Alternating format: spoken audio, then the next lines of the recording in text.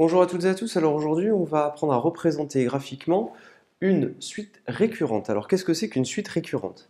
Déjà, il faut savoir la chose suivante, c'est qu'une suite récurrente est définie de la manière suivante. Vous avez une première valeur U0 qui est donnée, et vous avez une relation entre le terme de rang n et le terme de rang n plus 1. En gros, comment est-ce que je fais pour calculer U1? Eh bien pour calculer U1, il faut que je connaisse U0. Je calcule f de U0. F de U0 est égal à U1 et j'obtiens U1. Si je connais U1, je calcule f de U1 et je trouve U2.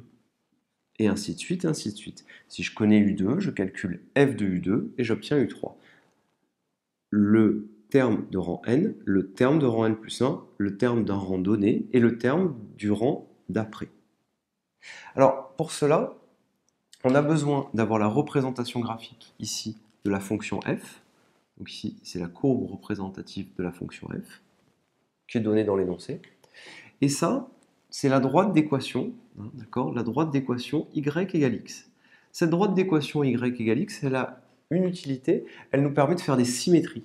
C'est-à-dire que si ici vous avez une valeur, vous pouvez, en utilisant cette droite, trouver la valeur parfaitement égale de l'autre côté, sur l'autre axe, quelque part.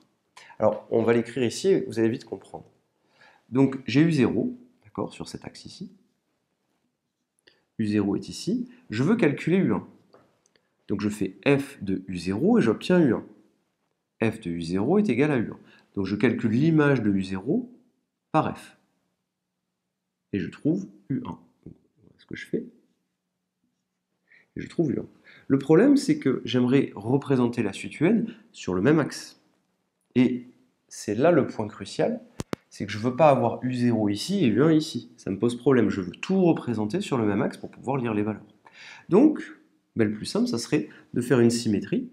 Et pour faire une symétrie, rien de mieux que la droite d'équation y égale x. Regardez, ici, vous avez un angle de 45 degrés et 45 degrés. Ici, c'est l'axe de symétrie parfait. Et donc, regardez, si là vous avez U1, qu'est-ce que j'ai juste à faire? Eh bien ici, par symétrie, je vais pouvoir replacer la valeur de U1. La distance qui est ici, c'est la même que celle qui est ici. Et c'est là où on va pouvoir calculer maintenant U2. Comment est-ce que je vais faire pour calculer U2?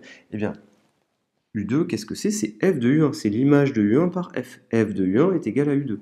J'ai U1 qui est ici. Regardez, il me suffit juste de calculer l'image de U1 par f. Et ici, vous lisez U2. Comment faire pour ensuite avoir U2 sur cet axe? Vous utilisez encore une fois l'axe de symétrie.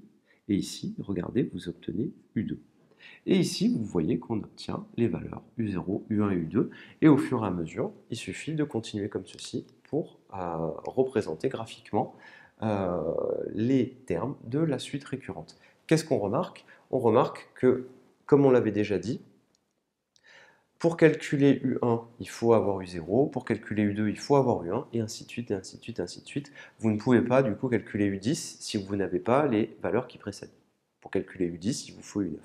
Donc, rappelez-vous bien, vous avez besoin de deux choses. La courbe représentative de la fonction f, et vous avez besoin aussi de, tout simplement, la droite d'équation y égale x. Dans les exercices, cette fonction f vous sera donnée. Souvent, on écrira une suite récurrente comme ceci. On écrira U0 égale 4, on écrira UN plus 1 égale f de UN, et on écrira en dessous avec f de x égale, par exemple, x au carré plus racine carrée de x, par exemple.